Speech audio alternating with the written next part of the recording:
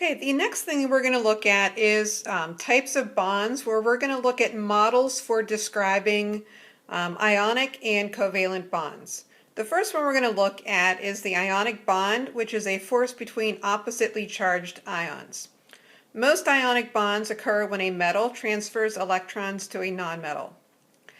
We had done two examples in class where we had looked up the valence electrons for potassium and the valence electrons for iodine. And for that, we had to refer back to our first page of the lecture notes, where you looked at the group. And in this case, potassium is in group 1 on the periodic table, so it got 1 dot. Iodine is on group 17, so it got 7 dots. And we drew 1, 2, 3, 4, 5, 6, 7 dots around the iodine.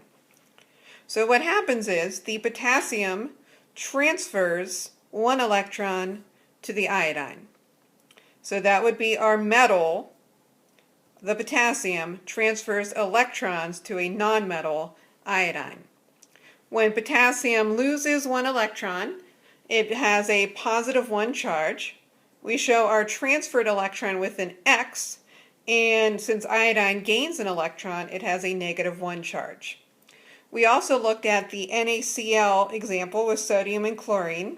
They have a similar relationship where the Na will transfer 1 electron to the chlorine, okay? And the Na will then have a positive charge, and the chlorine will have a -1 charge. In class, we had not done the magnesium and bromine example yet, so we're going to do that now. So we're looking at magnesium and bromine. Now, magnesium,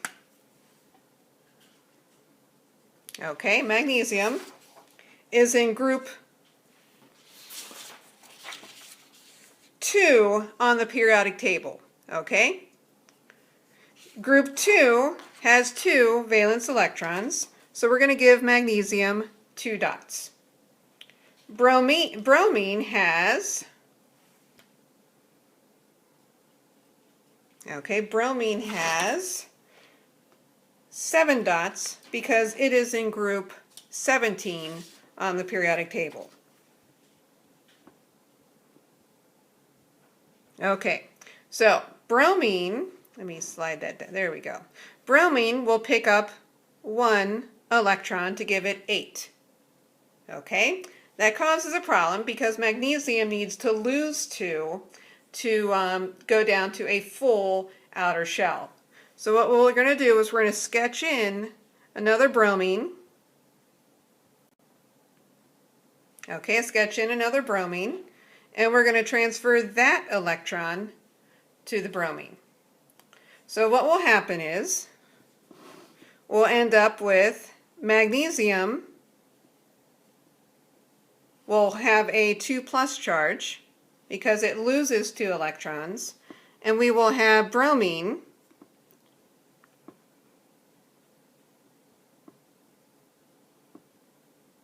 which will gain an electron, another bromine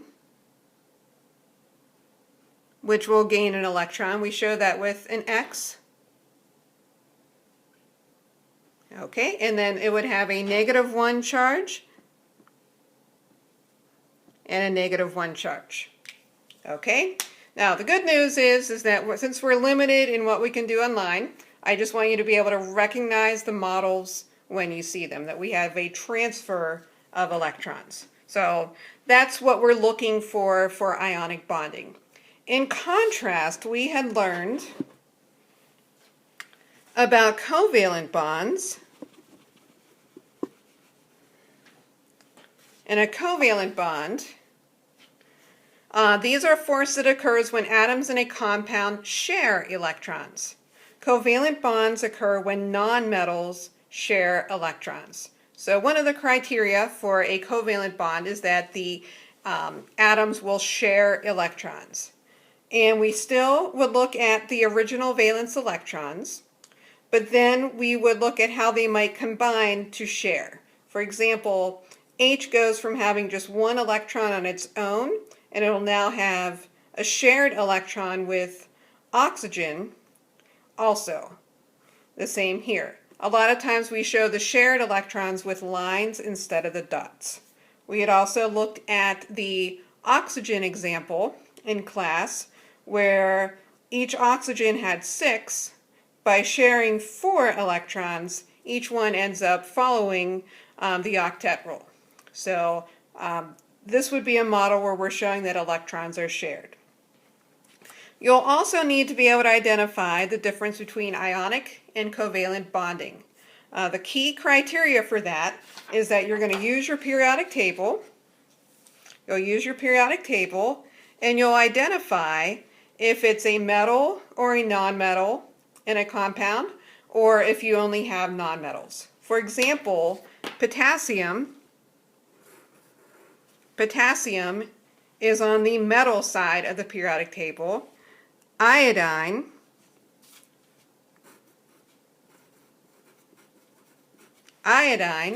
is on the nonmetal side of the periodic table.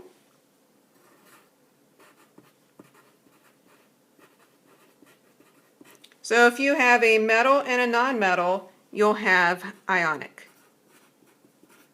Now for the N2O, you have an N and an O, both on the nonmetal side of the periodic table. Both are nonmetals.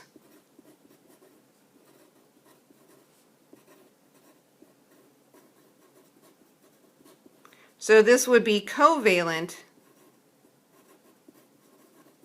bonding. Okay, our next one, we have carbon and hydrogen.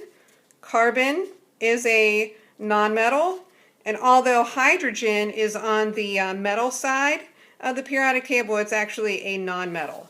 So this one would also be covalent. Okay, our Na2S example, sodium is on the metal side, so you would have a metal. Sulfur is on the nonmetal side, so since you have a metal and a nonmetal, it's going to be ionic. Okay, H2O, again, although H is on the left-hand side of the periodic table, it is a nonmetal. So you would also label your H2O as covalent. Okay, so what you're going to do next, there are some practice problems with this. Let's see where they are. You watch the video here. There's some practice where you don't have to sketch the models. If we were in class, I'd have you try to sketch them, but instead we're going to identify as models where electrons would be shared or transferred. Looking at our pictures over here, classify these as ionic or molecular, and try to slide the sketch into the appropriate square to show the right model for the bonding.